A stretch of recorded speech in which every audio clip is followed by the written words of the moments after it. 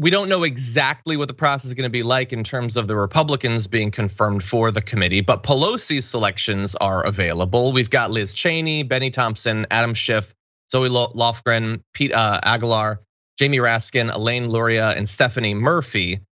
And so, look, she chose Liz Cheney. I get it. Liz Cheney has set herself up in opposition to some of the other Republicans through the course of 2021. But I find interesting, and I'm curious about your opinion, David, that they proposed this bipartisan thing that was gonna have even split on the membership between Democrats and Republicans. That was rejected by the Republicans. There's been a period of time since then, and Kevin McCarthy has decided to nominate to the committee multiple members who also wanted to overthrow the results of the election. But despite all of that, the end result, considering Liz Cheney being one of Pelosi's picks, is, I think if I'm doing the math right, that instead of it being 50-50, the Democrats are gonna have a one-person majority. After all of that, they haven't lost much in their hard negotiating on the Republican side there.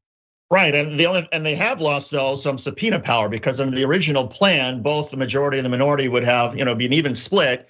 So there would, it would be no minority, but both sides would have subpoena power. Now it's really the Democrats though who get to authorize subpoenas. So if Jim Jordan says, "Hey, I want to subpoena, organizers from Antifa or whoever, he wants to try to bring into this," well, now he's got to get approval. So in some way, I suppose the Republicans have been able to sort of beat the clock out a little bit by delaying things, but they've lost the ability to influence what the hearings are going to look and sound like as a result. And the other thing about this is, if you look at the Democratic picks, Jamie Raskin, he knows January 6th inside and out because he was one of the lead impeachment managers against Donald Trump. He knows all the video clips and all the materials, as does Liz Cheney, who was a supporter of impeachment. So it's going to be, I think in some ways it's perhaps brilliant by Nancy Pelosi that even if you say, look, this committee's not going to do anything, they're not going to get into the real root causes of all of this, they're not going to get into Donald Trump, they're not going to get into the extremism that we have in the right, but still, there's a good chance that Democrats are going to be able to drive the Republicans crazy by having this wedge between Liz Cheney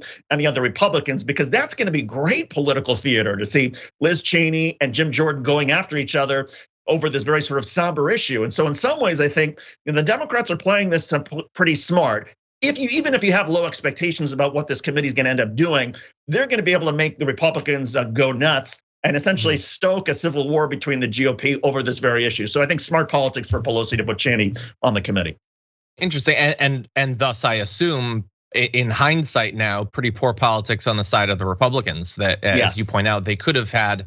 But devil's advocate, so what have they gained? Have they in some way gotten a measurable percentage of the population to just throw up their hands and be like, that's just a mess, I'm not gonna pay attention to it? Do you think that they've potentially influenced how either the process will be viewed as it's going, and it's about to start in like a week and a half, or when the final report comes out, is it gonna be easier for them to get people to ignore it as a result of the birthing process for the committee? What do you think about that? That's a good point. I would say, look, time has helped the Republicans because their whole strategy was, look, the longer we get away from January the 6th, if we have these committees that start, say, 3 months after January 6th, that's very different from starting 7 months. And so I think they're betting that the public is moving on, they're forgetting about it, they're focused on other things. And I think that's part of the play of Republicans, is to try to get some time and space between what happened on January 6th and when there's sort of this renewed focus, in the hopes that most Americans will say, you know what, I know what happened, I saw the video, I don't need to relive it. But I do think the Republicans overall, I think they sort of misjudged all of this politically, because I do think that there's still a sizable number of Americans who have not forgotten about this.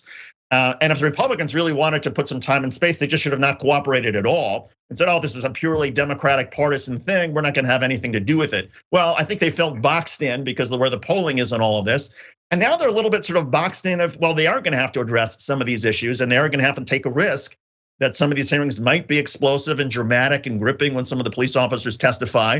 And oh, by the way, there'll be some political theater between Cheney and Jim Jordan. And as a result, there may be a lot of people who tune in. And this whole effort of trying to run out the clock, I'm not really sure that it's worked for the Republicans. Interesting.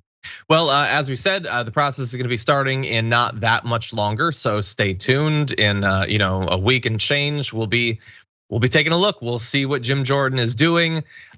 We can maybe set up some sort of like conspiracy theory bingo and see how many he hits in the first couple committee hearings, but stay tuned for that.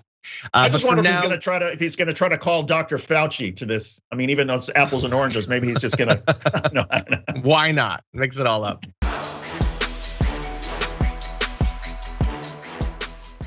Check out the Damage Report podcast each day, wherever you get your podcasts, whether Pocket Casts or Stitcher or iTunes. You can join me as I give you the news and stories you want, with a range of co-hosts and interview guests jumping in on the fun each day. Again, that's the Damage Report, wherever you get your podcasts. And if you get them at iTunes, don't forget to rate and review. Sometimes I'll read them live on the show.